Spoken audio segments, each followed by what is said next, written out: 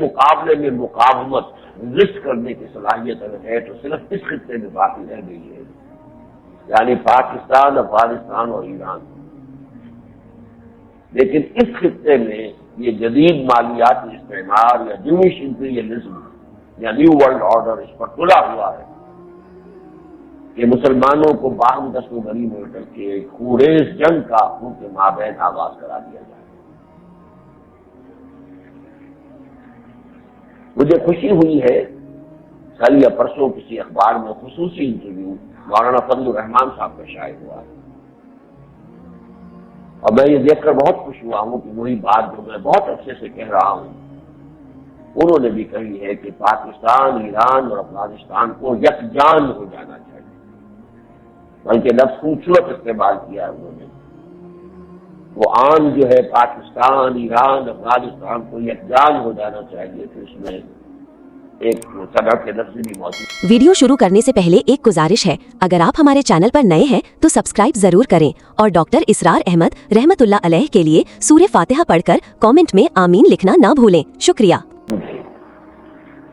یہی واحد امید ہے، اور اسے میں کئی مرتبہ کر چکا ہوں کہ جیسے کہ ایک نسیم حجازی مرحوم کا ایک ناول ہے جس کا عنوان ہے آخری چٹان، تو یہ علاقہ اصل میں آخری چٹان ہے اس نیو ورلڈ آرڈر، جو نیو ورلڈ آرڈر ہے، جو عالمی یہودی استعمار ہے حقیقت میں، اس کے خلاف ورزش کر سکتا ہے۔ سابقہ جو عالمی استعمار تھا وہ بنیادی طور پر کرسچن قوموں کا تھا، یورپین کولونیلزم، یہ تمام عیسائی اقوام تھے جو تقریباً ایشیا اور افریقہ کے اکثر و بیشتر حصے پر قابض ہو گئے۔ یہ کولونیلزم جو ہے اس کا عالم اسلام پر جو سب سے آخری اور سب سے کاری وار ہوا وہ کیا تھا؟ اس صدی کے آغاز تک پورا عالم اسلام چاہے وہ سیاسی اعتبار سے منقسم تھا، لیکن یہ ساری تقسیمیں صرف انتظامی تھیں۔ مسلمانوں کی وحدت ملی اصولی طور پر موجود تھی، ایک مشترک شہریت تھی۔ یہ انتظامی امور تھے کہ یہاں پر فلاں حکومت ختم ہو گئی، فلاں کا دائرہ شروع ہو گیا، جیسے ہم جانتے ہیں کہ یہاں پنجاب ختم ہو گیا، سندھ شروع ہو گیا، یہاں سندھ ختم ہو گیا، بلوچستان شروع ہو گیا، انتظامی یونٹ سے۔ ورنہ ہر مسلمان پورے عالم اسلام کا بین الاقوامی شہری تھا، اسے کہیں کسی ویزا اور کسی پاسپورٹ کی ضرورت نہیں، مشرق سے مغرب چلا جائے، مغرب سے مشرق آ جائے، کوئی نہیں پوچھتا تھا کہ تم سن آف دس سوائل ہو یا نہیں ہو، تمہارے حقوق کچھ مختلف ہوں گے کہ نہیں ہوں گے۔ ایک بات سب سے آخری بات جو کیا ہے یورپین کو یہ کولونیلزم نے عالم اسلام پر، وہ پہلی جنگ عظیم کے بعد یہ جو سلطنت عثمانیہ کا خاتمہ ہوا، تمام سلطنت عثمانیہ کے تحت جو علاقے تھے انہیں چھوٹے چھوٹے ملکوں میں تقسیم کیا، ان میں عصبیتیں پیدا کر دی، قومیتوں کا تصور پیدا کیا۔ الشام للشامیین، المصر للمصریین، مصر مصریوں کا ہے، شام شامیوں کا ہے، العراق للعراقیین، عراق عراقیوں کا ہے۔ یہ نعرہ کہ جس سے قومیتیں وجود میں آئی ہیں، اس سے پہلے عالم اسلام میں نافذ تھا۔ اب کہیں سلطنت مغلیہ تھی، اس کی خلافت ختم ہوئی تو وہ صفوی حکومت شروع ہو گئی ایران کی، اس کی حکومت ختم ہوئی تو کوئی سلجوقی حکومت شروع ہو گئی، یا کوئی سلطنت عثمانیہ شروع ہو گئی۔ یہ صرف انتظامی ان کو کہنا چاہیے یونٹس تھے، ان کی کوئی حیثیت قومیتوں کی نہیں تھی۔ لیکن یہ کہ اب صورتحال جو پیدا ہوئی اس صدی میں کہ وہ قومیت ہے، جس کو کہ علامہ اقبال نے اپنے خطبے میں کہا، اپنے خطبات میں، کہ اب کوئی ایک امت مسلمہ دنیا میں موجود نہیں ہے۔ نام تو ہے امت مسلمہ، امت مسلمہ، امت مسلمہ، لیکن یہ اس کا کوئی مصداق خارجی موجود نہیں ہے۔ حقیقت کے اعتبار سے اب یہ ایک ہوائی تصور ہے، یہ صرف یوں سمجھیے کہ ہائپوتھیٹک کانسیپٹ ہے، ورنہ اس کا کوئی خارجی وجود نہیں ہے۔ انسٹیڈ الفاظ ان کے لیے، انسٹیڈ اس کی جگہ we have a number of Muslim nations۔ اس وقت یہ مسلم نیشنز تھی، آج یہ مسلم کنٹریز بن چکے ہیں۔ اس لیے کہ اس وقت جب کہ علامہ اقبال نے خطبہ دیا ابھی وہ یورپین استعمار موجود تھا، اس کی بساط عملی پڑھنی شروع نہیں ہوئی تھی، لہٰذا وہ نیشنز کا، اب انہوں نے نیشن اسٹیٹس کا تصور جو ہے شکل وہ روپ دھار لیا ہے، اب وہ ممالک کہلاتے ہیں، 56 ملک ہے، کتنے ملک ہے، 60 ملک ہے، اور ہر ایک کی گویا کہ اپنی ایک قومیت ہے۔ یہ جو صورتحال ہے، یہ جو استعمار اب جدید استعمار ہے جس کی بساط فوراً ہی جیسے ہی وہ سابق کرسچین کولونیل جو بساط کی لپٹنی شروع ہوئی تھی، اس کے ساتھ ہی یہ جو یہودی استعمار کا بستر ہے بچھنا شروع ہو گیا تھا۔ ورلڈ بینک بنا یا گھر بنا اس صدی کے وسط میں آ کر، اور اب جیسا کہ معلوم ہے تقریباً پورا عالم اسلام اس کے شکنجے میں، جس طرح ہم جکڑے ہوئے اس کے شکنجے میں، اب ہر شخص کو اندازہ ہو گیا، جان پر بنی ہوتی ہے ہماری حکومتوں کے، اور انتظار ہوتا ہے کہ بس وہ قسط آئے کہیں سے تو ہمیں مدد ملے، تو ہمیں جو ہے کچھ سانس لینے کا موقع ملے، ورنہ جیسے کوئی مریض ہو پڑا ہوا ہو، اسے آکسیجن کی نلکی بھی لگی ہوئی ہے، کوئی اور بھی تار لگے ہوئے ہیں کہ جس سے اس کا دل حرکت میں رہتا ہے، اللہ اللہ کا فیصلہ، ذرا پلگ کر دیجیے تو کچھ بھی نہیں، وجود ہی نہیں۔ وہ صورتحال ہماری بن چکی ہے۔ ویسے یہ ہے کہ تقریباً پورا عالم اسلام میں سے جو عالم عرب ہے وہ ان کی جیب میں جا چکا ہے، ان کے شکنجے میں پھنسا جا چکا ہے۔ یہاں ابھی اس لیے میں اس کو شمار کر رہا ہوں کہ امکان ہے کہ ایک رائے عامہ جو ہے، اور چونکہ یہ کسی نہ کسی درجے میں جمہوری ملک ہے تو ایک رائے عامہ اندر موجود ہے کہ جو اس کو پسند نہیں کرتی، یہ لاوا کسی وقت بھی پڑ سکتا ہے۔ تو اگر کوئی امکان ہے تو پاکستان، افغانستان اور ایران اگر یہ یکجان ہو جائیں بقول مولانا فضل الرحمان صاحب کے، تب ہی کہیں جا کر یہ جو زوردار دھارا ہے، بہت طاقتور دھارا ہے، اس کا کوئی روک تھام کا بندوبست ہو سکتا ہے۔ لیکن اس میں سے اب یہ دو ملکوں کے مابین جنگ جو ہے وہ تنی کھڑی ہے۔ چنانچہ اس موضوع پر ایک آل پاکستان آل پارٹیز کانفرنس ہوئی اسلام آباد میں، اخبارات میں تو آپ خبریں پڑھ چکے ہوں گے۔ 28 ستمبر کو اسلام آباد میں کانفرنس ہوئی، اور اس میں کوئی شک نہیں کہ نہایت بھرپور کانفرنس، اس لیے کہ اس میں حکومت کا بھی نمائندہ موجود تھا، اکرم ذکی صاحب نے مسلم لیگ کے یا حکومت کے نمائندے تھے، اپوزیشن کی تقریباً تمام پارٹیز موجود تھی۔ تو جو پاکستان عوامی اتحاد ہے اس نے تو اس کو بلایا ہی تھا، وہ تو ہوسٹ کر رہا تھا، مذہبی جماعتیں تقریباً سب کی سب موجود تھی۔ تو اس حوالے سے ایک بہت بھرپور کانفرنس ہوئی، جس سے اندازہ ہوا کہ واقعی یہاں کے تمام عناصر میں، تمام طبقات میں، چاہے وہ سیاسی ہو مذہبی ہو، ان سب میں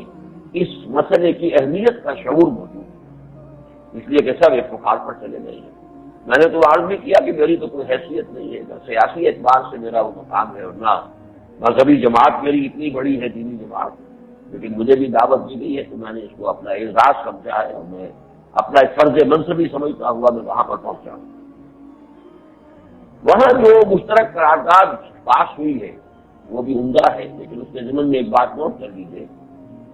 کہ اس میں بڑے خفی انداز میں ایک چیز داخل کی جا رہی تھی کہ جس کو 3-4 انسانوں نے کوشش کر کے روکا ہے، اور وہ یہ کہ سجیسٹ کیا جا رہا تھا کہ افغانستان میں ایک وسیع البنیاد حکومت قائم کی جائے۔ اس پر سب سے پہلے تو جنرل ریٹائرڈ حمید گل صاحب نے اختلاف کیا کہ یہ لفظ جو ہے وسیع البنیاد کے معنی کیا ہے؟ کیا یہ لوگ جو بھی جہادی قیادتیں تھیں، بلکہ وہاں اہل تشیع کے نمائندے نے کہا بھی کہ ان سب کو جہادی طاقتوں کو اپنے ساتھ ملا کر چلنا چاہیے۔ تو میرے دل میں ایک بات آئی، کہنے کا تو وہ موقع نہیں تھا کہ جہادی قوتیں تو ان کے ساتھ ہیں، تبھی تو ان کو اتنی فتح حاصل ہوئی، صورت کے ساتھ حاصل ہوئی۔ البتہ جہادی قیادتیں جو تھیں وہ اپنی کریڈیبلٹی گم کر چکی ہیں، کھو چکی ہیں، دیو مسٹی بس نکل گئی۔ انہیں جو موقع ملا تھا، سنہری موقع ملا تھا ان قیادتوں کو، گلمدین حکمتیار ہو، ربانی ہو، احمد شاہ مسعود ہو، کسے باشد، یہ مل بیٹھ کر کوئی نظام بنا لیتے تو بہرحال یہ جو آپس کی خانہ جنگی ہوئی ہے، خونریزی ہوئی ہے، کابل کو تباہ و بربادی بعد میں ہوا ہے، اس سے پہلے ہوا ہی نہیں۔ یہ سارا انہوں نے در حقیقت جو طرز عمل اختیار کیا تو اسے انہوں نے اپنا وقت جو ہے اب ثابت کرا لیا، خود کرا لیا۔ بہرحال یہ وسیع بنیاد حکومت کی مخالفت کی سب سے پہلے اس لفظ کی ریٹائرڈ جنرل حمید گل صاحب نے، پھر مولانا محمد اکرم آواز صاحب نے عمدہ بات کہی کہ پاکستان تسلیم کر چکا ہے طالبان کی حکومت تو اب تو گویا کہ یہ صورت ہے ہی نہیں کہ ہم کسی وسیع البنیاد حکومت کا نام دیں. اس کے بعد میں نے بہت زوردار انداز میں کہا کہ یہ اصل میں وسیع البنیاد یہ ویسٹ کا لفظ ہے. اس لفظ کو اس کے اندھے میں پھنسنا ہی نہیں چاہیے. اور اس بات کی میں نے تائید کی, جنرل صاحب کی بات کی بھی اور عوام صاحب کی بات کی کہ اب یہ معاملہ جو ہے وہ طالبان کا ہے, جو ان کے ساتھ جو ہے وہ مفاہمت کریں وہ ٹھیک ہے. اس میں اب ہم کوئی ریورس گیئر نہیں لگا سکتے کہ ہم وہ ڈھونڈ کر لائیں. جو کہیں کہیں گھومتے پھر رہے ہیں, کہیں سے کوئی بیان ربانی صاحب کا تہران سے آ جاتا, کہیں سے آ جاتا, کہیں بھارت کو وہ کہتے ہیں کہ اسے حملہ کر دینا چاہیے اور آزاد کشمیر کے اوپر یہ معاملہ کر دینا چاہیے. اب یہ کہ اور میزائل جو برسائے گئے اور بھی برسائے چاہیے امریکہ کو, یہ قسم کی باتیں جو ہے جو کسی مسلمان کو زیب نہیں دیتی بجائے یہ کہ ایک جہادی طاقت کے کسی رہنما کو. باہر وہاں جو یہ باتیں ہوئی ہیں اس کے حوالے سے ایک مسئلہ, ہاں اس کے بعد اس میں آ کر مولانا سمیع الحق صاحب نے, اگرچہ وہاں کا جو مجموعی ماحول تھا وہ ان کی بات سننے پر کچھ خوشی سے آمادہ نہیں تھا, آئے بھی لیٹ تھے, وہ زیادہ بھی انہیں جلدی تھا, لیکن میں داد دیتا ہوں انہیں کہ انہوں نے بڑی ہمت کے ساتھ اور اصرار کرتے ہوئے طالبان کا جو کیس ہے اسے خوب پیش کیا, بڑی عمدگی سے پیش کیا, بڑے زوردار انداز میں پیش کیا, اس کا پورا پس منظر بتایا کہ یہ کہاں سے آ گئے, کس طریقے سے آ گئے, اب ڈیزل مراحل سے یہ تحریک اٹھی ہے, اب جہاں پہنچے ہوئے ہیں. تو اب یہ کہ آپ ان سے یہ کہیں کہ وسیع البنیاد حکومت بناؤ, یہ بات درست نہیں ہے. ایک مسئلہ جس پر اختلاف ہوا وہاں, قرارداد تو مشترک تھی وہ پیش ہو گئی, لیکن یہ تقریریں وہاں ہوئی ہیں, تقریباً سب جو بھی اہم لوگ وہاں تھے, پارٹیوں کے سربراہ تھے یا نمائندے تھے, انہیں کچھ گفتگو کا موقع دیا گیا. تو جنرل حمید گل صاحب کا اور ایس ایم ظفر صاحب کا خیال یہ تھا دونوں کا کہ جنگ نہیں ہوگی, جبکہ میرا اور پھر میرے اس خیال کی تائید کی ہے بعد میں ہمارے جو سابق کمانڈر ان چیف تھے مرزا جنرل اسلم بیگ, انہوں نے پھر پرزور تائید کی کہ نہیں, جنگ کا شدید خطرہ موجود ہے, حقیقی اور شدید خطرہ موجود ہے. میرے دلائل اس کے ضمن میں کیا تھے وہ تو میں جانتا ہوں, لیکن چونکہ پھر یہ وقفے کے بعد ہوئی ہے جنرل صاحب کی تقریر میں چلا گیا تھا تو مجھے نہیں معلوم انہوں نے دلائل کیا دی ہے. انہوں نے تائید میری کی, میرا نام لے کر حوالے دے کر تائید کی, لیکن میرے دلائل دو تھے. ایک تو یہ کہ اصل میں یہ کوئی انڈیجنس شہر نہیں ہے, یہ صرف علاقائی مسئلہ نہیں ہے, یہ عالمی سازش اس کے پیچھے. اس لیے کہ یہ جو دو کتابیں جو بعض یہ قریب میں امریکہ میں چھپی ہیں, فوکویاما کی کتاب اینڈ آف ہسٹری, اس میں اس نے کہا کہ بس اب ہمارا نظام ثابت ہو گیا ہے کہ بہترین نظام ہے, اس سے بہتر نظام کوئی نہیں. Demise of Soviet union, communism کی موت کے بعد اب انہوں نے بغلے بجائیں کہ معلوم ہو گیا کہ کوئی مقابلے میں آنے والا نظام ہے ہی نہیں, ہمارا نظام بہترین ہے. اینڈ آف ہسٹری ہے یہ سمجھیے کہ انسانی تمدن کے اعتبار سے ارتقاء کا جو آخری مرحلہ ہو سکتا تھا وہاں پہنچ چکے, اس سے آگے کوئی ارتقاء کا مرحلہ نہیں. اس پر پھر سیموئل پی ہنٹنگٹن نے جو مقالہ لکھا کلیش آف سیویلائزیشنز, کہ ابھی تو تہذیبوں میں تصادم ہوگا, اور اس نے کہا کہ تہذیبیں اس وقت دنیا میں 8 ہیں. ویسے کوئی انسانی تاریخ میں 20 تہذیبیں ہیں جو بنوائی ہیں, ٹوائن بھی نہیں. تہذیبیں ابھرتی ہیں, گر جاتی ہیں, ختم ہو جاتی ہیں, وہ ماضی کا ایک تاریخ کا ایک باپ بن کر رہ جاتی ہیں, لیکن ان 20 میں سے 8 تہذیبیں اس وقت دنیا میں موجود ہیں. ان میں سے ایک ان کی اپنی ہے, 7 اور ہیں. اس کا کہنا یہ ہے کہ ان 7 میں سے 5 کو تو ہم ایزیلی ایسیمیلیٹ کر سکتے ہیں, ہضم کر سکتے ہیں, اپنے اندر گم کر سکتے ہیں. دے پوز نو پرابلم, کوئی ہمارے لیے کوئی مسئلہ نہیں. لیکن 2 تہذیبیں جو ہیں they pose a challenge to our civilization, ہمارے اس تہذیب اور تمدن کے مقابلے میں وہ چیلنج کیے سکتے ہیں. ایک مسلم سیویلائزیشن, مسلمانوں کی تہذیب, ایک کنفیوشین سیویلائزیشن آف چائنا. یہ 2 تہذیبیں ہیں. مجھے اختلاف ہے, اس سے کنفیوشن تہذیب بڑھ چکی ہے, ختم ہو چکی ہے.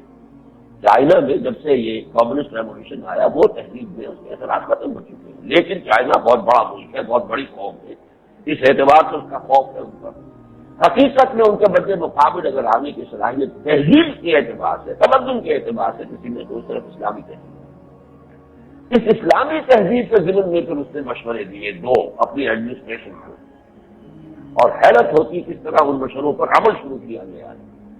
وہاں کا معاملہ یہ ہے کہ تھنک ٹینکس اپنے اپنے کام کرتے رہتے ہیں, اور ان کے مشوروں سے جو ایڈمنسٹریشن ہوتی ہے، انتظامیہ ہوتی ہے، وہ استفادہ کرتی ہے۔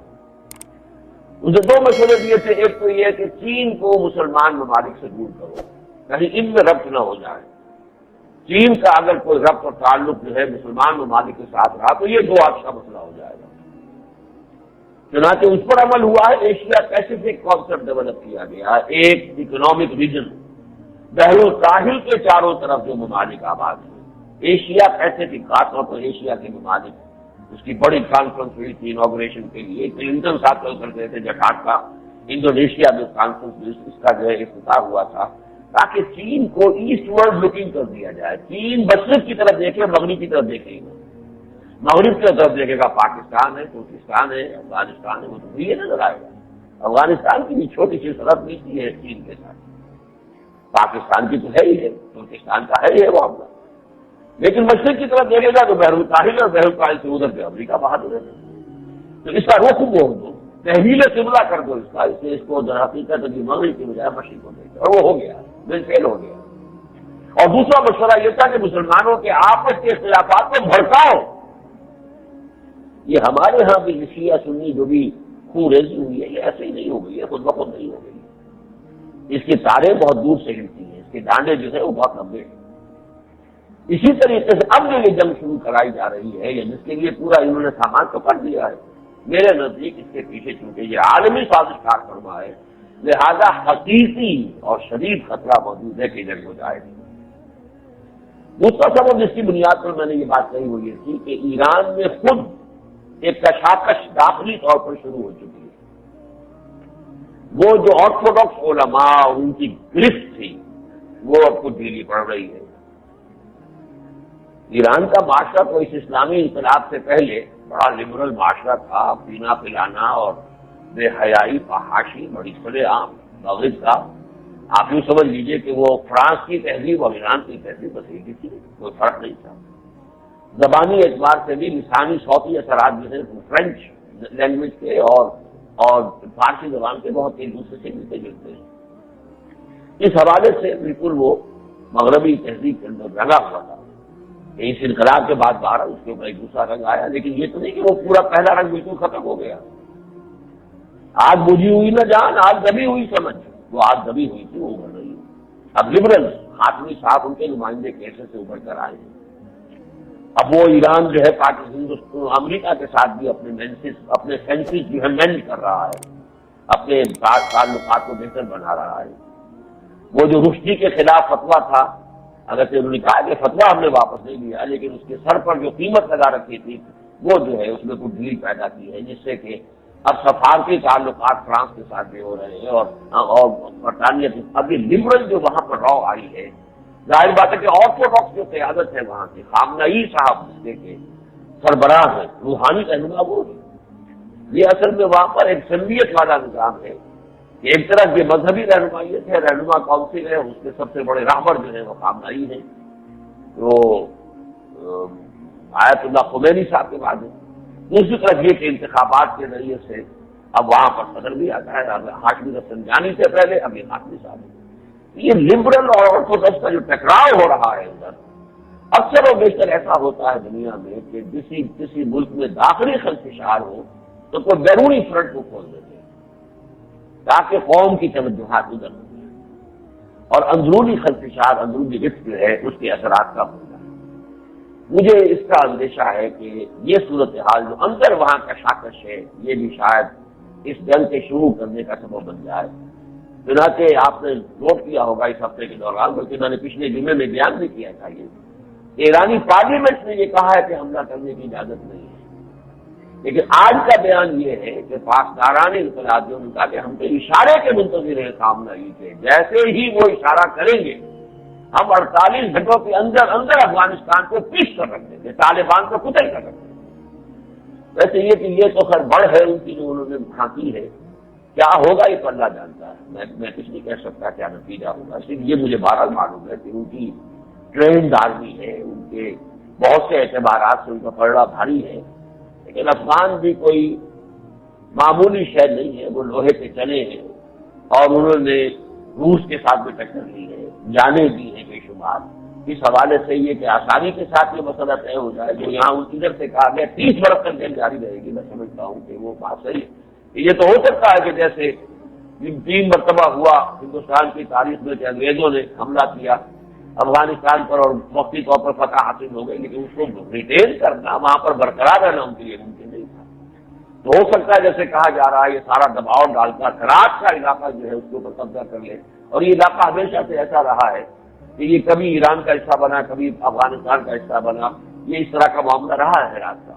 اور اگر ہرات کے اوپر یہ قبضہ کر لے تو پھر یہ ہے کہ جو شمالی علاقات ہیں ان کے ساتھ راستہ کٹ جاتا ہے طالبان کا، طالبان سے جنوب تک جو ہے محدود ہو کر رہ جاتے ہیں، درمیان میں تو بہت زبردست قسم کا پہاڑی سلسلہ ہے۔ یہ ہو سکتا ہے لیکن وہ اپنے قبضے کو برقرار نہیں رکھ سکے۔ یہ ثابت کیا ہے افغان قوم نے اپنی پوری تاریخ میں کہ وہ اس طرح کے کسی مسئلے کے اندر پھر یہ ہے کہ وہ چاہے گوریلا وار کریں جس طرح بھی کریں، لیکن یہ کہ کسی ایسے قبضے کو وہ برقرار رہنے دینا یہ ان کی تاریخ کے اندر کی کوئی مثال نہیں، بلکہ مجھے یاد ہے میں نے یہاں بھی کئی مرتبہ تذکرہ کیا ہے، جب ہیچر صاحبہ آئی تھی پاکستان کے دورے میں، جبکہ ابھی جنگ جاری تھی افغانستان کے اندر، تو انہوں نے چورخم پر جا کر وہاں پہ لوگوں سے خطاب کیا تھا، تو اس میں بڑے پیارے الفاظ کہے تھے مارگریٹ تھیچر نے، we learned our lesson and the Russians will also soon learn their lesson۔ ہم نے تو سبق سیکھ لیا تھا، 3 جنگیں تھی، فرسٹ افغان وار، سیکنڈ افغان وار، تھرڈ افغان وار، اور پھر ہم نے سبق سیکھ لیا تھا کہ افغانوں کو محسوس نہیں بنایا جائے۔ تو روسیوں کو ایک گزارش ہے، اگر آپ ہمارے چینل پر نئے ہیں تو سبسکرائب ضرور کریں اور ڈاکٹر اسرار احمد رحمت اللہ علیہ کے لیے سورہ فاتحہ پڑھ کر کامنٹ میں آمین لکھنا نہ بھولیں۔ شکریہ۔ بھی عنقریب یہ سبق جو ہے وہ ان کے سمجھ میں آ جائے گا، یہ بھی سبق سیکھ لیں۔ واقعہ یہ ہے کہ اس اعتبار سے علامہ اقبال نے جو 2 شعر کہے ہیں میں حیران ہوتا ہوں ان کی بالغ نظری اس قدر گہرا حالت ہے۔ ایک دفعہ افغانستان کا جانا ثابت ہے، لیکن یہ کہ بہرحال چاہے شاہ ولی اللہ دہلوی رحمۃ اللہ علیہ کبھی افغانستان نہیں گئے تھے، لیکن ہندوستان میں بیٹھے ہوئے دیکھ رہے تھے کہ یہاں مرہٹا قوت کا مقابلہ کرنے والی صرف ایک شخصیت احمد شاہ ابدالی ہے جو افغانستان میں بیٹھی ہے، لہٰذا اس کو دعوت نامہ بھیجا کہ تم آؤ، ورنہ تو یہ کہ مرہٹا طاقت جس طریقے سے طوفانی انداز میں اٹھی ہے، اسلام کا مسلمانوں کا خاتمہ ہو جائے گا برے عظیم فاتح۔ اسی طریقے سے اقبال نے کہا ہے آسیا یک پے کرے آب و بلس، یہ پورا ایشیا جو ہے کانٹیننٹ بر اعظم، اس کی حیثیت ایک مٹی اور پانی کے پتلے کی سی ہے۔ ملت افغان درا پہ کر دلس، یہ افغان قوم جو ہے یہ اس مٹی کے پیکر میں دل کے معنی میں، اگر نوٹ کیجئے اس قدر خوبصورتی سے اس حدیث کو لا کے یہاں پر سمو دیا علامہ اقبال نے۔ حضور نے فرمایا الا ان فی الجسد مضغۃ اذا صلحت صلح الجسد كله واذا فسدت فسد الجسد كله، آگاہ ہو جاؤ جسم انسانی میں ایک لوتھڑا ایسا ہے کہ اگر وہ درست ہو سارا جسم درست ہو جائے گا، وہ خراب ہو اس میں فساد ہو سارے جسم میں فساد ہو جائے گا۔ الا وہی القلب، آگاہ ہو جاؤ وہ دل ہے۔ تو دل کی تمثیل دے کر آسیا یک پے کرے آب و بلس، ملت افغان درا پہ کر دلس، در کشادے ہوں کشادے آسیا، در فسادے ہوں فسادے آسیا۔ اگر وہاں جو ہے صورتحال بہتر ہو، امن و امان ہو تو پورے ایشیا میں امن و امان رہے گا، اور اگر وہاں فساد ہو تو پورے ایشیا کے اندر فساد سے دور ہو جائے گا۔ یہ جو ملت افغان ہے اس لیے میں کہہ رہا ہوں کہ یہ چاہے جو بھی وہ کہہ رہے ہوں لیکن ہوگا کیا یہ تو اللہ ہی جانتا ہے۔ لیکن اس معاملے میں اسی لیے میں نے جو آیات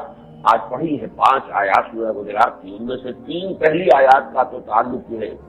بلکہ حقیقت میں پہلی آیت کا سلسلہ وہ تو ہے دوسرے مسئلے سے جو بعد میں بحث کروں گا، لیکن آخری 2 آیات کا تعلق جو ہے اس واقعے سے ہے۔ چنانچہ وہ جو جلسہ ہوا APC کا اس میں بھی جو قاری صاحب تھے انہوں نے انہی آیات کی تلاوت کی تھی۔ وَإِن طَائِفَتَانِ مِنَ الْمُؤْمِنِينَ اقْتَتَلُوا فَأَصْلِحُوا بَيْنَهُمَا، اگر اہل ایمان میں سے 2 گروہ آپس میں لڑ پڑے تو تم پر لازم ہے کہ ان کے مابین صلح کراؤ۔ فَإِن بَغَتْ إِحْدَاهُمَا عَلَى الْأُخْرَى فَقَاتِلُوا الَّتِي تَبْغِي حَتَّىٰ تَفِيءَ إِلَىٰ أَمْرِ اللَّهِ، پھر اس کے بعد بھی اگر ایک فریق دوسرے کے اوپر زیادتی پر تلا رہے تو اب لڑو مل جل کر اس فریق سے جو زیادتی کر رہا ہے، یہاں تک کہ وہ سر جھکا دے اللہ کے فیصلے کے سامنے۔ وَإِنْ فَعَلْ، پھر اگر وہ سر جھکا دے فَأَصْلِحُوا بَيْنَهُمَا بِالْعَدْلِ وَأَقْسِطُوا، دوبارہ صلح کرا دو ان کے مابین عدل کے ساتھ، اور دیکھو انصاف سے کام لینا. ان اللہ یحب المقسطین، یقیناً اللہ تعالیٰ انصاف کرنے والوں کو پسند کرتا ہے. انما المؤمنون اخوۃ، مومن تو سب کے سب آپس میں بھائی بھائی ہیں. فاصلحوا بین اخویکم، تو اگر دو مسلمان لڑ پڑے، دو مسلمان گروہ لڑ پڑے تو تم سمجھو کہ دو بھائی لڑ رہے ہیں، تو فطرت کا تقاضا یہ ہے کہ ان کے درمیان صلح کرانے کی کوشش کرو. تو فاصلحوا بین اخویکم، اپنے دو بھائیوں کے مابین صلح کرا دیا کرو. واتقوا اللہ، اور اللہ تعالیٰ کا تقوی اختیار کرو. لعلکم ترحمون، تاکہ تم پر رحم کیا جائے. اب یہ ہے گویا کہ ایک نہایت عمدہ دو آیتوں میں ایک مفصل قانون ہے، بین الاقوامی سطح پر بھی مسلمانوں کے لیے اور ملت اسلامیہ کے لیے بھی. اس کی کئی دفعات ہیں.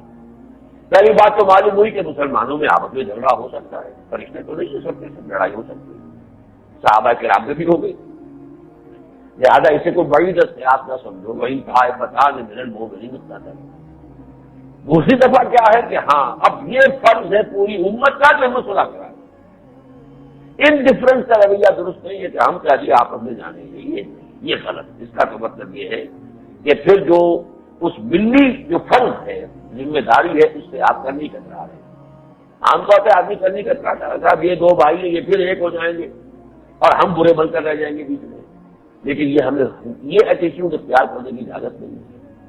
جو صحیح بات ہے کہو اور ان کے درمیان صلح کراؤ، یہ تمہاری ذمہ داری ہے، یہ فریضہ ہے. نمبر 3، تیسری دفعہ پھر اس کے بعد اگر کوئی فریض زیادتی کرے، یا تو صلح کو ماننے سے انکار کر رہا ہے، یا صلح کرنے کے بعد پھر دوبارہ وہ ہاسٹیلٹی شروع کرتا ہے، تو اب وہ صرف اس فریض کے خلاف اقدام نہیں کر رہا، پوری امت مسلمہ کے خلاف کر رہا ہے. لہذا سب مل جل کر اس سے جنگ کرو، اس سے لڑائی کرو اور اسے مجبور کرو کہ وہ سر جھکا دے. اس لیے کہ جو صلح کی بات ہے وہ امر اللہ ہے، وہ اللہ کا حکم ہے، اللہ کی بات ہے. اس صلح کی بات کو اتنا ایگزالٹ کیا گیا، اتنا اونچا کر دیا گیا کہ اسے امر اللہ قرار دیا گیا. بھائی بات فاصلحوا بینہما بالعدل واقسطوا، اگر وہ سر جھکا دے امر اللہ کے سامنے تو پھر یہ ہے کہ دوبارہ صلح کرا دو. اور دیکھنا اب کیونکہ اندیشہ ہے کہ تم نے سب مل کر ایک دوسرے فریق کے خلاف جنگ کی تھی، کہیں ایسا نہ اس پر زیادتی ہو جائے. بہرحال وہ مسلمانوں میں کا ایک فریق ہے. اب بھی یہ ہے کہ انصاف کا دامن ہاتھ سے نہ چھوٹنے پائے. بالعدل وانصاف فاصلحوا بینہما بالعدل واقسطوا، اور دیکھو انصاف سے کام لو. ان اللہ یحب المقسطین، یقیناً اللہ تعالیٰ کو انصاف کرنے والوں سے محبت کرتا ہے. اور اس کے ساتھ فرمایا جو اصل روح ہونی چاہیے وہ اگلی آیت میں آ گئی، انما المؤمنون اخوۃ فاصلحوا بین اخویکم. مومن تو سب آپس میں بھائی بھائی ہیں، تو تم ان کے درمیان صلح کرا دیا. یہ آیات جو ہے اگرچہ ان کا کانٹیکسٹ بہت مختلف ہے، آج کے حالات پر ان کا 100% انطباق نہیں ہوتا. اس کی وجہ کیا ہے؟ اس وقت ایک امت تھی، امت کا ایک نظام تھا. آج تو ایک امت ہے نہیں، جیسے کہ میں نے کہا. مخاطب کون ہے اس کا؟ ہو از بینگ ایڈریسڈ؟ کون صلح کرائے؟ بے شمار ملک ہے، کون صلح کرائے؟ کون ہے وہ امت جس سے یہ خطاب کیا جا رہا؟ قرآن مجید کی بہت سی آیات سے اس اعتبار سے کہ وہ کانٹیکسٹ جو ہے اس سے ہٹا کر جب ان کو زیادہ جنرلائز کر دیا جاتا ہے تو پھر بڑے دور ازکار جو ہے نتائج بھی اخذ کیے جا سکتے ہیں. لیکن بہرحال ایک اصولی طور پر ہدایت تو یہ ہمیشہ رہے گی مسلمانوں کے لیے کہ اس کو اپنے سامنے رکھیں ایک اصولی ہدایت کے طور پر، چاہے کانٹیکسٹ وہ نہیں ہے. یہاں تو صورت یہ ہے کہ OIC ایک نام نہاد چھوٹا سا ادارہ مسلمانوں کا ہے، آرگنائزیشن آف اسلامک کنٹریز. اس کا چیئرمین تو خود ایران ہے، وہ تو فریق ہے. اور کیا ہوگا؟ سب سے بڑھ کر کوشش ہم کر رہے ہیں پاکستان، ہمارا کیونکہ تعلق ایران سے بھی ہے، افغانستان سے بھی ہے. فی الوقت جو ہے افغانستان سے ہمارا تعلق زیادہ گہرا ہو گیا ہے. ویسے بھی یہ کہ ہم سے فریق تر بھی وہ ہے، لیکن انہوں نے ہمیں بھی فریق بنا دیا ہے. وہ تو جو نعرے لگے ہیں پاکستان کے خلاف، اور جو وہاں کا آرتھوڈاکس ایکسٹریمسٹ طبقہ پہلے پاکستان کی خبر دو، اس لیے کہ یہ طالبان جو ہے پاکستان کے کھوٹے پر ناچ رہے ہیں، لہٰذا ان کی خبر لینے سے پہلے پاکستان کی خبر لینی ضروری ہے. یہ چیزیں ہوتی ہیں تو ہم بھی فریق بنا دیے گئے. یہی وجہ ہے کہ پہلے ہمارے جو ہے وہ جو وزیر خارجہ جو ہیں، جو وزیر مملکت ہیں وہ گئے، پھر ہمارے وزیر گئے، وزیر خارجہ لیکن وہاں کی قیادت مطمئن نہیں ہوئی. ہم نے جو بھی کچھ وضاحتیں کی ہیں وہ مطمئن نہیں, صاف آ کے انہوں نے اعلان کیا وہ مطمئن نہیں. یہ صورتحال ہے کہ جو انتہائی جو ہے گمبھیر ہو چکی ہے, اور ان آیات پر عمل کی اس شکل میں تو اب کوئی صورت نظر نہیں آ رہی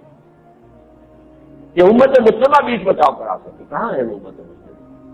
وہ آئی سی ہے تو اس کے صدر خود وہ ہے چیئرمین, اس سال کے چیئرمین ایران. پاکستان جو اس میں کچھ پارٹ لے کر سکتا تھا وہ اس نے کسی کوشش نہیں کی ہے, کر رہا ہے. اب یہ بیچاری اے پی سی نے بھی طے کیا کہ ہم اپنے وفد بھیجیں گے, لیکن پاکستان کی آفیشل وفد کی وہاں پذیرائی نہیں ہوئی. ٹھیک ہے کہ اخلاقی دباؤ تو ہو سکتا ہے کہ یہ وفد جائے اور جا کر کچھ مطالبے کی کوشش کرے تو شاید کچھ ہو جائے, لیکن یہ کہ بظاہر حال اس کے آثار نظر نہیں آ رہے. تو اگرچہ یہ آیات ایک درجے میں ریلیونٹ ہے, وَإِن طَائِفَتَانِ مِنَ الْمُؤْمِنِينَ اقْتَتَلُوا فَأَصْلِحُوا بَيْنَهُمَا فَإِن بَغَتْ إِحْدَاهُمَا عَلَى الْأُخْرَىٰ فَقَاتِلُوا الَّتِي تَبْغِي حَتَّىٰ تَفِيءَ إِلَىٰ أَمْرِ اللَّهِ فَإِن فَاءَتْ فَأَصْلِحُوا بَيْنَهُمَا بِالْعَدْلِ وَأَقْسِطُوا إِنَّ اللَّهَ يُحِبُّ الْمُقْسِطِينَ إِنَّمَا الْمُؤْمِنُونَ إِخْوَةٌ فَأَصْلِحُوا بَيْنَ أَخَوَيْكُمْ وَاتَّقُوا اللَّهَ لَعَلَّكُمْ تُرْحَمُونَ. لیکن اس وقت جو صورتحال ہے جیسا کہ میں نے کیا کہ ان آیات پر تو عمل کی کوئی مؤثر صورت تو کم سے کم یہ کہ نظر نہیں آ رہی, تو اب کیا کیا جائے؟ میں نے جو موقف اختیار کیا, اور وہ موقف جو ہے تازہ ندائے خلافت میں بھی چھپ بھی گیا اختصار کے ساتھ, اس کی امداد جو ہے آل پارٹیز کانفرنس کی وہ چھپ گئی ہے اور اس میں بھی گفتگو بھی آ گئی ہے. میرا موقف یہ تھا کہ اپیل کا معاملہ ہے در حقیقت, کوئی ثالثی کرانا تو یہ بڑا مشکل کام ہے. درخواست کی جائے, اپیل کی جائے ایران سے, اور یہ اپیل دو حوالوں سے ہو سکتی ہے. ایک براڈر پرسپیکٹو ہے, پس منظر ہے, اور وہ یہ کہ یہی تین ملک ہے کہ جو اس وقت جو طوفان چڑھتا آ رہا ہے یہودی امپیریلزم کا, اس کے آگے یہ بند باندھ سکتے ہیں, یہ آخری چٹان بن کر کھڑے ہو اکیلے ان سب کا بیڑا غرق کر دیں گے. یہ جو استعمار ہے یہودی استعمار, ایک ایک کر کے سب کو تباہ و برباد کر دیں گے. اس کا اگر مقابلہ ممکن ہے تو یکجان ہو کر یا ایک متحدہ بلاک بنا کر ہی ممکن ہے. یہی وجہ ہے کہ وہاں پر باقی سب اگرات میں تو وہ جس طرح کی ایک رسمی سی بات ہوا کرتی ہے, ہمارے اور افغانستان کے اور ہمارے اور ایران کے بڑے تاریخی روابط ہیں, ثقافتی روابط ہیں, تہذیبی روابط ہیں, اور یہ کہ مذہبی روابط رہے ہیں پوری تاریخ میں. اس کی بات کی میں نے کہا کہ میں مستقبل کی بات کرنا چاہتا ہوں, اور مستقبل کی بات ان احادیث نبویہ کے حوالے سے کرنا چاہتا ہوں جن میں یہ صریح پیشن گوئی کی گئی ہے کہ پوری دنیا پر اللہ کے دین حق کا غلبہ ہوگا. اور اس غلبے کے نقطۂ آغاز کے لیے جو اشارے کیے گئے ہیں وہ ایک حدیث میں تو آیا مشرق, اب جزیرہ نما مشرق میں یہی تین ملک ہے. اس کے بعد تو اب ہندوستان جو ہے وہ ایک بہت بڑا یہ سمجھیے کفر کا بہت بڑا جو ہے سمندر ہے. حالانکہ وہاں مسلمان مچھلیاں بھی تیر رہی ہیں اس میں, لیکن باہر تو کفر کا سمندر ہے بہت بڑا. اس میں اب گہے جو ہے بس گہے نہیں تو یہ کہ وہ جن کو کروکوڈائل کہتے ہیں, اب تو وہ وہاں پر بی جے پی کی شکل کے اندر وہ کروکوڈائل جو ہے وہ نظر آ رہے ہیں. اس کے بعد بنگلہ دیش ہے, یہ پھر یہ ملائیشیا, یہ چھوٹے چھوٹے جزیروں کی حیثیت ہے ان کی. یہ عالم اسلام کے ساتھ ان کا کوئی اتصال نہیں ہے, کنٹینیوٹی نہیں ہے. تو یہ ہے اصل جو خطہ ہے مشرق میں, جزیرہ نما عرب کے مشرق میں ایران, افغانستان, پاکستان. پھر یہ کہ پاکستان سے وہ جو علامہ اقبال نے کہا کہ میرا وطن وہی ہے, میرا وطن وہی ہے, میرے عرب کو آئی ٹھنڈی ہوا جہاں سے, یہ ہندوستان کی طرف سے ٹھنڈی ہوا حضور کو آئی. پھر دوسرا لفظ جو آتا ہے وہ خراسان ہے, اور خراسان بزرگ جو ہے greater Khorasan of the days of the prophet صلی اللہ علیہ وسلم, اس میں پورا افغانستان بھی تھا سوائے اس کے جنوبی ریگستانی علاقے کے, یہ سیستان کہلاتا تھا. بلوچستان اور یہ علاقہ جو ہے جنوبی یہ ایک تھا سیستان, لیکن یہ کہ اس سے اوپر کا پورا افغانستان, کچھ حصہ ایران کا, کچھ حصہ پاکستان کا, یہ خراسان تھا اوپر. اور یہاں سے فوجیں چلیں گی کہ جو یروشلم کو پھر کفار کے قبضے سے نجات دلائیں گی اور جھنڈے جو وہاں جا کر ڈٹ جائیں گے. یہ خبریں ہیں. اس اعتبار سے ان تینوں ملکوں کے درمیان ہم تو خواب دیکھ رہے تھے کہ یہ ایک وحدت بنے, ان کے درمیان ایک اتحاد پیدا ہو, یہ ایک بلاک بن جائیں. اس حوالے سے ہمیں اس مستقبل کے سیناریو کے حوالے سے ہمیں اپیل کرنی چاہیے کہ یہاں اس خطے میں تو باہمی پورے دی جنگی جو وہ سلسلہ شروع کرنا جو ہے وہ گویا کہ دشمنوں کے گھر میں چراغ جلانا اور ملت اسلامیہ کی طاقت کو کمزور کرنا۔ جیسے سازش پہلے ہوئی تھی کہ امریکی جو سفیر تھی گلاس پائی عراق میں، اس نے صدام حسین کے لیے ایک دام بچھا دیا، دام کہتے ہیں جال کو، صدام کے لیے دام بچھایا اور وہ اس کے اندر پھنس گیا، کویت پر حملہ کر بیٹھا، اور اس کے بعد جو حشر اس کا کیا ہے، جو بھرکس نکالا ہے، جو اگلا پچھلا کھایا پیا جو ہے وہ اگلوایا ہے، اور ابھی تک وہ سلسلہ ختم نہیں ہوا۔ ہزار بچے وہاں پر جو ہے خوراک کی کمی کی وجہ سے، ادویات کی کمی کی وجہ سے ہلاک ہو رہے ہیں، لیکن پوری دنیا جو ہے وہ دیکھ رہی ہے کہ تو بیگم بننا یہ سب کچھ ہو رہا ہے، اس لیے کہ اس کے ایٹمی دانت نکلنے کا اندیشہ تھا۔ سب سے پہلے تو ان کے ریئیکٹرز آ کر ڈسٹرائے کر گئے، وہ تو بہت پرانی بات ہے، اور اب دھمکی دی ہے اسرائیل نے ایران کو کہ ہم ان کی تمام ایٹمی تنصیبات کو تباہ کر دیں گے، اور ایران نے پھر منہ توڑ جواب دینے کی بات بھی کی ہے۔ پاکستان اصل میں فاصلے پر پڑ جاتا ہے، پاکستان کے لیے انہیں بھارت سے مدد لینی پڑتی ہے، وہاں براہ راست یہاں آ کر جو ہے اسرائیل سے طیارے وہ کام نہیں کر سکتے، لیکن ایران تو دور نہیں ہے ان سے، وہاں تو وہ کام کر سکتے ہیں۔ اس اعتبار سے صورتحال جو ہے وہ یہ ہے کہ اس میں جو اپیل ہونی چاہیے وہ مستقبل کے، اس امت کے مستقبل کے حوالے سے، کہ یہ بجائے سے کہ ہم آپس میں لڑیں اور مریں اور ختم ہوں، ہمیں جمع ہو کر ہمیں تو اس دور کی تیاری کرنی ہے جس دور کی پیشن گوئیاں اور خوشخبریاں محمد رسول اللہ صلی اللہ علیہ وسلم نے دی۔ لہذا میں نے وہاں پھر تین جو ہے وہ یہ تو باتیں جو میں نے کی وہ تو مستقبل کے اعتبار سے تھی، پیشن گوئیوں کے حوالے سے محمد رسول اللہ صلی اللہ علیہ وسلم کی، اور تین دلائل میں نے دیے اس وقت کے حوالے سے، اور اس کا مجموعی عنوان میں نے یہ بنایا کہ ایران کو اس وقت بڑے بھائی کا سا کردار اختیار کرنا چاہیے۔ ایران بڑا ملک ہے افغانستان کے مقابلے، رقبہ بھی بہت بڑا ہے، آبادی بھی بہت زیادہ ہے، افغانستان کا رقبہ بھی تھوڑا ہے، آبادی بھی کم ہے، تو بڑے بھائی کا کردار ادا کرے۔ بڑا بھائی جو ہے وہ چھوٹے بھائی کے ساتھ جس طرح شفقت کرتا ہے، کبھی کبھی کوئی خطا اس سے غلطی بھی ہو جائے تو معاف کرتا ہے۔ دوسری بات میں نے کہی کہ انہیں چاہیے ایران کو کہ افغانستان کو یہ رعایت دیں، یہ کنسیشن دیں کہ جو توڑ پھوڑ کا عمل ایرانی انقلاب کے دوران ایران میں آیا تھا وہ ابھی وہ افغانستان میں جاری ہے۔ افغانستان میں کوئی ٹرینڈ آرمیز تو ہے نہیں، یہ جو افغان جو ہے مجاہدین یہ کوئی فوجی تو نہیں ہے کہ جن کو ٹریننگ ملی ہو اور وہ سارے اصول اور آداب سے اور ایٹیکیٹ سے اور جو پروٹوکالز ہیں ان سے واقف ہو، بین الاقوامی کیا معاملات ہیں، کیا اصول ہے، ان سے غلطی ہو گئی، انہوں نے سفارتکاروں کو قتل کر دیا، کنسیشن دیا جانا چاہیے۔ اور دوسرے یہ کہ پھر یہ بھی پتہ نہیں کہ کن حالات میں قتل کیا، ہو سکتا ہے انہوں نے جنگ میں حصہ لے لیا ہو، ان کی طرف سے اپالوجی بھی آ چکی ہے، انہوں نے معذرت بھی کی ہے۔ اب طالبان نے یہ بھی کہا ہے کہ ہم اس کے لیے تیار ہیں، غیر جانبدار کوئی کمیشن، بین الاقوامی کمیشن آ جائے تحقیقات کر لے، پھر جو بھی اس کے مجرم ٹھہرے گے انہیں سزا دیں گے۔ یہ ساری باتیں کرنے کے لیے تیار ہیں، مذاکرات کی بار بار پیشکش کر رہے ہیں، لیکن وہاں مجھے معلوم ہوتا ہے کہ گردن لکڑی ہوئی ہے اور کوئی بات بھی سننے کے لیے تیار نہیں۔ ایک گزارش ہے، اگر آپ ہمارے چینل پر نئے ہیں تو سبسکرائب ضرور کریں اور ڈاکٹر اسرار احمد رحمت اللہ علیہ کے لیے سورہ فاتحہ پڑھ کر کامنٹ میں آمین لکھنا نہ بھولیں۔ شکریہ۔ یہ چلتے عمل تو درست نہیں ہے۔ تیسرا میں نے کہا کہ جب OIC کا چیئرمین ہے ایران تو اس وقت اس کی حیثیت ایک پیٹریارک کی ہے، ایک بزرگ کی ہے، جو قبیلے کا جو بڑا سردار ہوتا ہے۔ اب ظاہر بات ہے OIC جو ہے یہ مسلمانوں کا قبیلہ ہے، قبائل کا ایک اشتراک کہہ لیجیے، اس میں جس کو صدارت حاصل ہے، جو چیئرمین ہے وہ گویا کہ اس وقت سربراہ ہے، تو اس کو تو بہت ہی میگنینمٹی کا اور بہت ہی وسعت ظرف اور وسعت قلب کا ثبوت دینا چاہیے۔ اس حوالے سے اپیل کا راستہ ہے صرف ہمارے پاس، یا اپیل ان سے اور یا دعا اللہ تعالیٰ سے، تیسرا کوئی راستہ مجھے نظر نہیں آ رہا۔ اس بات کو اچھی طرح سمجھ لینا چاہیے، یہ جو نیو ورلڈ آرڈر ہے، یہ جو استعمار جدید ہے، اس نے پہلے طالبان کو سپورٹ کیا اور پاکستان اور سعودی عرب کے تھرو سپورٹ کیا، اور ایران کو خائف کر دیا کہ یہ امریکہ ہمیں در حقیقت انسرکل کرنے کی کوشش کر رہا ہے۔ وہ ایک خوف پیدا کر دیا ایرانیوں کے اندر، ایک احساس پیدا کر دیا۔ اب ریورس گیئر لگایا، اب ایران سے تو پیگیں بڑھائی جا رہی ہیں، دوستیاں ہو رہی ہیں، وہ جو بھی کہتے ہیں سینسز بینڈ کیے جا رہے ہیں، اور ساتھ ہی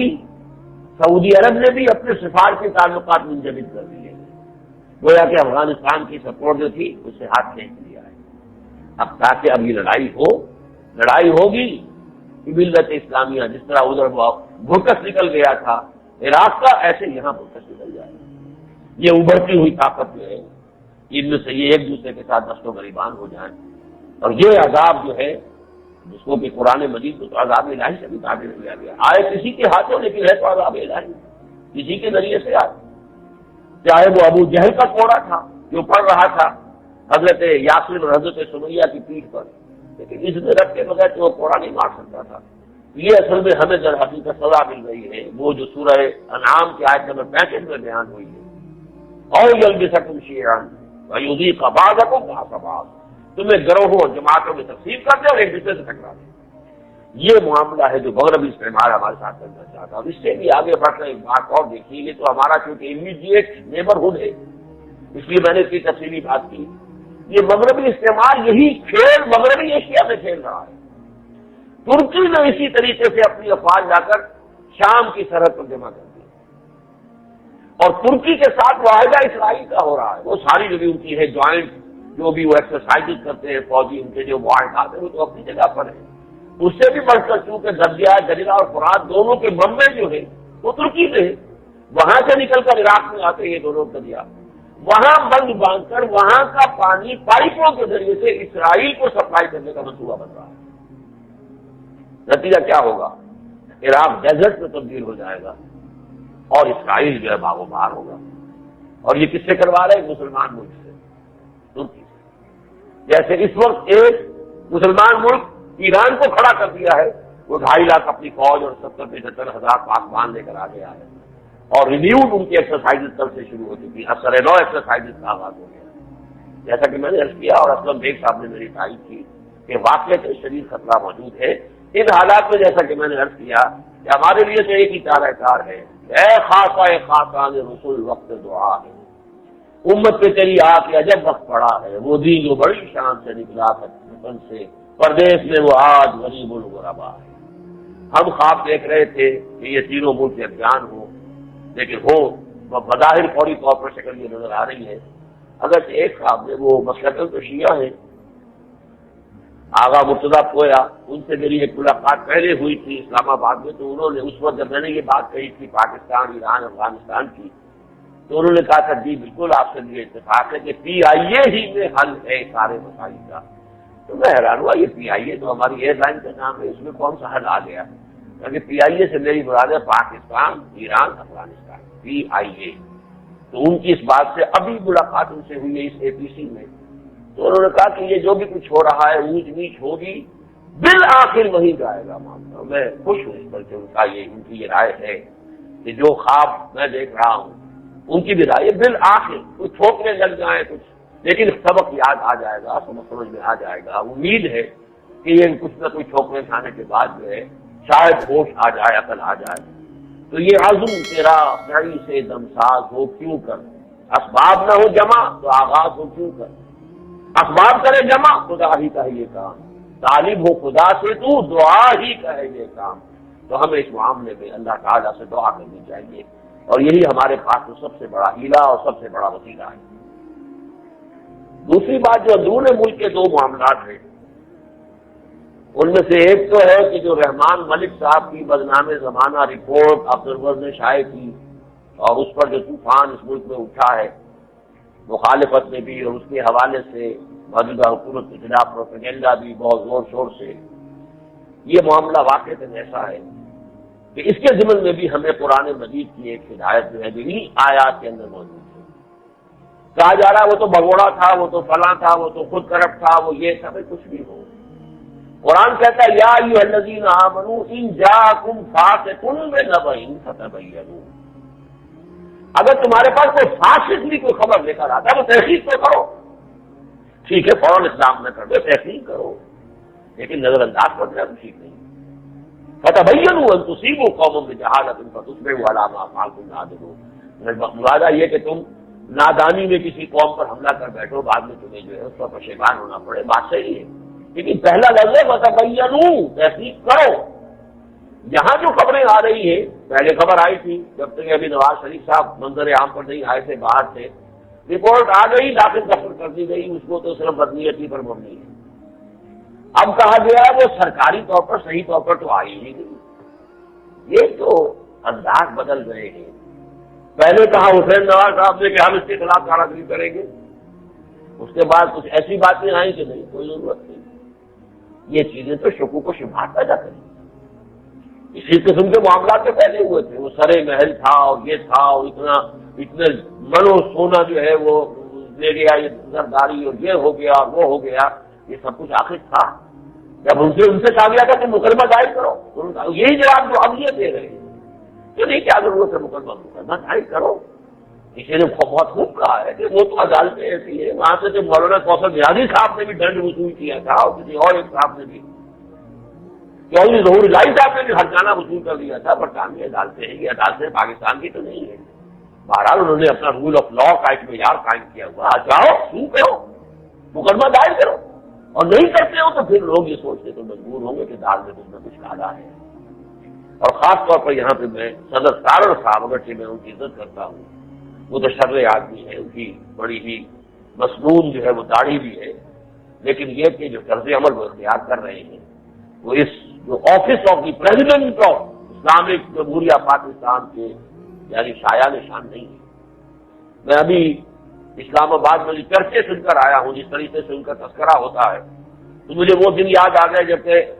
راول پنڈی کی دیواروں پر لکھا گیا تھا کہ چودھری فضل الہی کو رہا کرو. وہ صدارت کا منصب جس طریقے سے اس زمانے میں بدنام ہوا تھا اسی طریقے سے بدنام ہونے کرنے والی بات ہے. ٹھیک ہے, آپ کے ہاتھ سے نواز شریف تلوار لے چکا ہے, آپ جو ہے ان کو ڈسمس نہیں کر سکتے, لیکن پھر بھی ایک وقت تو اس office of the president of Pakistan اس کا ہونا چاہیے.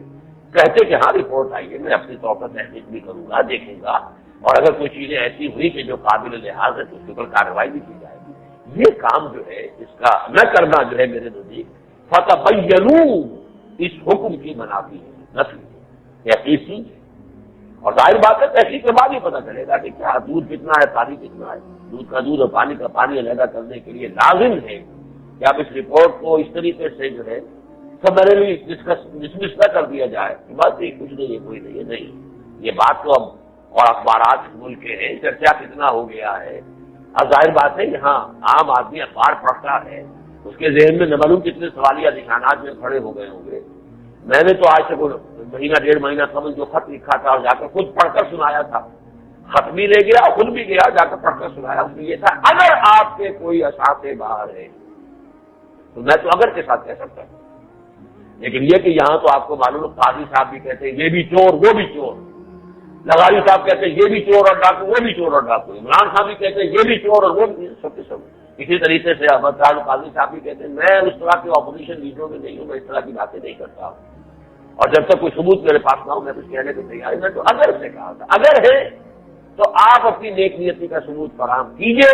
اور وہ سارے چیزیں لے آئیے. کہتے ہیں ٹھیک ہے غلطی ہو گئی تھی, اس سے آپ کا ایک معیار قائم ہوگا. اب ایک طرف تو آپ شریعت جو بل لائے ہیں اور جو 15ویں ترمیم کا وہ تو معاملہ بعد میں آیا, اس سے جو کچھ آپ بننا چاہتے ہیں نظر آ رہا ہے, امیر المومنین بننا چاہتے ہیں تو امیر المومنین کا ٹھیکیدار وہ ٹرانسپیرنسی بھی تو ہونی چاہیے, کرتے کا حساب دینے کے لیے بھی تیار ہونا پڑے گا. پھر خدا یہ کہ یہ باہر کے بینک اور باہر کے فلیٹ اور باہر کے یہ معاملات اتنے اور بلینئرز کی فہرستوں میں آپ کا بھی نام شائع ہو رہا ہے. دنیا میں چیزیں چھپ رہی, دنیا تو اندھی نہیں ہے, بہری نہیں ہے. اور میں نے اس خط میں لکھا تھا کہ مجھے تو معلوم نہیں ہے, لیکن جن لوگوں سے آپ اس ملک کے جو سرمایہ دار ہیں ان سے کہتے ہیں ایثار کریں اور چندہ دیں اور خود انہیں ساری فنڈ میں دیں اور فلاں میں دیں, انہیں تو معلوم ہے جو کچھ ہے آپ کا معاملہ, مجھے تو نہیں معلوم ہے, انہیں معلوم ہے. اگر آپ کچھ کریں گے تو پھر وہ ان کی طرف سے بھی کوئی پیش رفت ہوگی, لیکن یہ کہ اگر آپ نہیں کریں گے تو کوئی پیش رفت نہیں ہوگی. آپ وہ جو تھا کہ قرضہ مکاؤ اور ملک سنوارو, قرضہ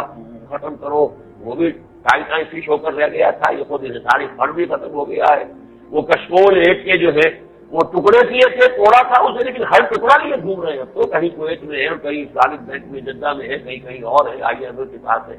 یہ صورتحال جو ہے واقعات یہ ہے کہ اندرون ملک یہ خاص طور پر اس رپورٹ سے جو صورت پیدا ہوئی ہے وہ ایسی نہیں ہے کہ اسے ایسے ہی مسترد کر دیا جائے سرسری طور پر. اس پر پوری تحقیق اور پوری طریقے سے ڈٹ کر حکومت کو اور مقدمہ دائر کرنا چاہیے. جو ان کے پاس ثبوت ہے وہ سامنے آئے, ان کی وضاحت جو ہے وہ ہونی چاہیے. دوسرا مسئلہ جو ہے وہی جو شریعت بل کے نام سے جو 15ویں جو ترمیم کا بل جو سامنے آیا ہے, اب اس پر نواز شریف صاحب نے واپس آ کر اب سر نو کمر کسی ہے، اور یہ کہ وہ اس کو منظور کرانے پر تلے ہوئے، اپنی حد تک تو معلوم ہوتا ہے کہ ان کا پختہ ارادہ ہے کہ اس بل کو اسی حیثیت سے وہ منظور کرائیں گے،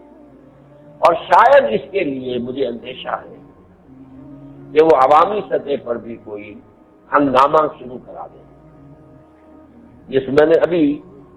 کل ہی رات غالباً ان کی تقریر دیکھی ہے ٹی وی پر جو انہوں نے کی ہے میاں چنو میں، غلام حیدر وانی صاحب کا جو ان کے برسی پر جلسہ ہوا اس کا انداز جو ہے اس میں مجھے نظر آ رہا ہے کہ ممکن ہے کہ وہ اپنے حامیوں کو اس بات پر بھی آمادہ کریں کہ وہ دباؤ کے تحت، جیسے سپریم کورٹ پر حملہ کر کے جو ہے ایک معاملے کو روکا گیا تھا، اور آج ارشاد احمد حقانی صاحب نے لکھا بھی ہے کہ ان کو بھی فون آئے ہیں دھمکی آمیز، اور ایک رحمت علی راضی صاحب کو بھی فون آئے ہیں دھمکی آمیز، تو اس بات کا بھی اندیشہ ہے، محسوس ایسا ہوتا ہے کہ وہ تلے ہوئے، اگرچہ یہ بات ضرور ہے اور انہوں نے یہ کہہ دیا ہے کہ جب تک یہ منظور نہیں ہوتا پھر اس وقت تک اب اسمبلی کا اجلاس جاری رہے گا، اور جیسے کہ آپ نے دیکھا کہ وہ سفر کر کے گئے ہیں، کوئٹہ گئے مفتی صاحب سے ملنے کے لیے، ورنہ مفتی صاحب یہاں آنے والے تھے، مجھے بھی اطلاع تھی کہ وہ مجھ سے بھی ملنے آئیں گے، حالانکہ پھر میں عرض کر رہا ہوں میری کوئی حیثیت نہیں ہے،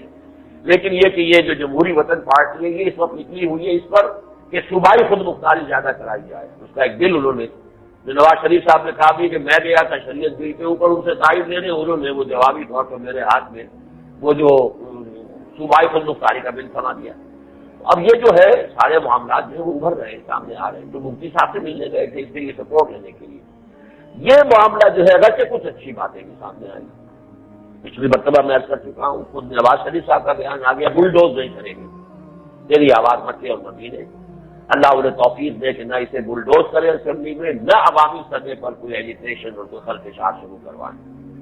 بہرحال پنجاب میں ان کی یہ پوزیشن ہے، ان کے کارکن ہیں، انہوں نے کارکنوں کو سنبھالا بھی دیا ہے کسی نہ کسی حیثیت سے،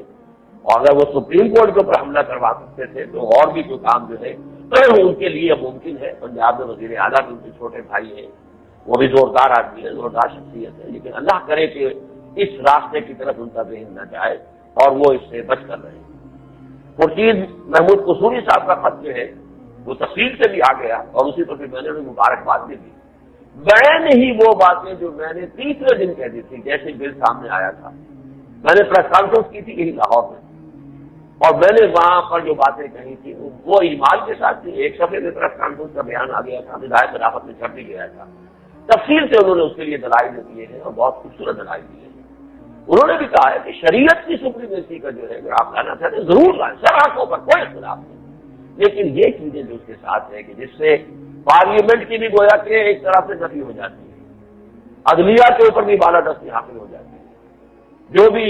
جو انتظامیہ ہے بس اس کی اپنی انٹرپریٹیشن، اب اس کی اپنی کیا ترجیحات ہیں، شریعت میں کس چیز کو وہ کیا اہمیت دیتے ہیں تو ان کا اختیار ہے، ان کے نزدیک سود تو کوئی شے ہی نہیں، اور سود کے اوپر تو راجہ رسول اللہ صاحب کی کمیٹی جو انہوں نے بنائی تھی اس کی رپورٹ کو بھی دبا کر بیٹھے ہوئے، قرآن کہتا ہے سودی کاروبار نہیں چھوڑو گے تو اللہ اور اس کے رسول کی طرف سے اعلان جنگ ہے، اب ان کی کیا ترجیحات ہے کس چیز کو، تو سارا اختیار جب ان کو مل جائے گا تو پیر جسے چاہے وہی سہاگر، جس چیز کو وہ سمجھیں گے کہ ہاں یہ کرنے کا ہے وہ کریں گے، اور اس میں نہ کوئی اسٹیٹ فنکشنری راستہ میں آ سکے گا، نہ کوئی پارلیمنٹ کی کوئی حیثیت ہے، نہ عدلیہ کی کوئی حیثیت ہے، اور نہ کوئی عدلیہ کے ججمنٹ پرانے بھی ہیں تو وہ بھی سب صاف ہوتے ہیں ایک ہی اس کے اندر، یہ تو ایک سویپ ہے جس میں ساری چیزیں ختم ہوتی ہیں، یہ طریقہ درست نہیں۔ لیکن یہ کہ میری ایک ملاقات ہوئی اسلام آباد میں ایک اور MLA صاحب سے، ان کا نام میں نہیں بتانا چاہتا اس لیے کہ یہ پارٹی کے اندرونی معاملات ہیں، ان سے بھی اندازہ ہوا کہ یہ نمن کنہا دری میں خانہ مستم جنید و بایزید ہم بس نہیں جا، یہ خورشید محمود قصوری اکیلے نہیں ہیں، بلکہ یہ کہ اور MLAs بھی ہیں جن کے اندر یہ سارا فہم اور بصیرت موجود ہے۔ پھر یہ کہ ایک وزیر صاحب سے گفتگو ہوئی، ان کا بھی نام میں نہیں لینا چاہتا، ٹیلی فون پر بات ہوئی، سبھی اندازہ ہوا کہ وہ بھی اس بل کے اس طور سے حامی نہیں ہے، انہوں نے الفاظ بھی استعمال کی کہ پتہ نہیں کس نے ان کے دماغ کے اندر یہ بات ڈال دی، ان کے اپنے وزیر ہیں۔ اس حوالے سے میں یہ سمجھتا ہوں کہ ہمارا جو موقف ہے وہ آ گیا ہے، اب میں نے تازہ جو ہے یہ ندائے خلافت کے اس میں دوبارہ یہ شائع کر دیا، کیونکہ اب اسمبلی ان سیشن ہے اور رہے گی، تو دوبارہ میں نے یہ میں چاہتا ہوں کہ آپ آج پڑھ لیجیے گا، خیال تو میرا تھا یہاں پڑھ کر سنا دوں گا، لیکن یہ کہ وہ وقت ختم ہو چکا ہے اور میں نہیں چاہتا کہ وقت تھا اس میں اضافہ ہو، پرچہ یہاں موجود ہے، اس میں ہم نے پوری تفصیل دے دی ہے یہ بھی لکھ دیا ہے کہ مجھے یہ اشتہار، اب یہ اشتہار صرف اتنے پیسے ہمارے پاس نہیں ہے کہ پورے ملک کو شائع کرا سکے. یہ ڈبل کالم 16 سینٹی میٹر کا اشتہار ہے، صرف نوائے وقت راولپنڈی میں شائع کرا رہا ہوں تاکہ وہاں کے اسمبلی کے ارکان جو ہیں ان کے سامنے تو آ جائے. نوائے وقت ہے بھی مسلم لیگ کا اخبار، سمجھیے ایک طرح سے سپورٹر ہے، تو مسلم لیگی ایم اس کو پڑھتے ہی ہوں گے، اس میں تو یہ آ جائے گا نمایاں انداز میں، لیکن باقی تو اتنے پیسے ہمارے پاس نہیں ہیں. البتہ یہاں یہ اور زیادہ جلی الفاظ میں ہم نے شائع کر دیا ہے، لیکن اس کو شائع کرنے کی میں نے نیچے سبب بیان کر دیا ہے. یہ سننے میں آیا اسلام آباد میں کہ عام لوگوں میں یہ تاثر یہ ہے کہ اس جو پدوی ترمیم کا جو بل ہے اس کے ڈرافٹ میں میرا بھی کوئی عمل نہ کرے. معاذ اللہ ثم معاذ اللہ. ہم تو چاہتے تھے شریعت آئے، لیکن وہ جو غالب کا مصرع ہے، آئے وہ یا خدا کرے پر نہ خدا کرے کہ یوں اس طرح کا آنا جو ہے وہ تو ہمیں پسند نہیں ہے. جس میں کہ جمہوری روایات اس ملک کے اندر واحد سمجھیے بعض اعتبارات سے اور بھی ہے، بعض ممالک چھوٹے ہیں، بڑا ملک ایک ہے پورے عالم اسلام میں جس میں جمہوری روایات ہیں. یہ جمہوریت کے بطن سے پیدا ہوا ہے، جہاں امکان ہے. میں نے 26 ستمبر کو جو تقریر کی تھی، بڑی مفصل 2.5 گھنٹے کی تقریر کی ہے کمیونٹی پارک میں، اس کے اندر میں نے بیان کیا ہے کہ یہ ملک ہے کہ جس میں واحد ملک ہے جس میں اس کا امکان ہے کہ عہد حاضر کی مثالی اسلامی جمہوری فلاحی مملکت قائم کی جا سکے، اور کہیں اس کا امکان ہے. اس لیے کہ باقی جگہوں پر فقہ ہے، فقہ جعفری ہے اور فقہ حنفی ہے، لیکن فقہ سے بدل کر ہو کر قرآن و سنت کی طرف رجوع براہ راست پاکستان میں پہلے دن سے کسی فقہ کا نام نہیں لیا گیا ہے. کتاب و سنت، کتاب و سنت، کتاب و سنت. No legislation committee republic to the book of Allah and the سنت آف ہز پروفٹ. اس حوالے سے پھر جو جمہوری روایات ہیں یہاں کے لوگوں میں شعور ہے، تو یہاں تو ہم تو خواب دیکھ رہے ہیں عہد حاضر کی مثالی اسلامی جمہوری فلاحی ریاست دیتے ہیں ہم کا، اور یہ زخم الٹی لگانا چاہ رہے ہیں. تو جو ازمرہ اس کا میڈیویل جو دور تھا اس میں جو سلاطین ہوتے تھے اس طرح کا کوئی سلطان بن کر بیٹھ جائے. یہ بہرحال میں نے اسے اعلان برات کے لیے یہ اپنا موقف دوبارہ جو ہے شائع کر دیا ہے، اور میں چاہوں گا کہ آپ میں سے ہر شخص اس کو پڑھ لیں. اقول قولی ھذا واستغفر اللہ لی ولکم ولسائر المسلمین والمسلمات. اگر آپ کو ہماری ویڈیو اچھی لگی ہو تو ہمارے چینل کو سبسکرائب ضرور کریں. ڈاکٹر اسرار احمد رحمت اللہ علیہ کی وفات کے لیے سورہ فاتحہ پڑھ کر کامنٹ میں آمین لکھیں. شکریہ.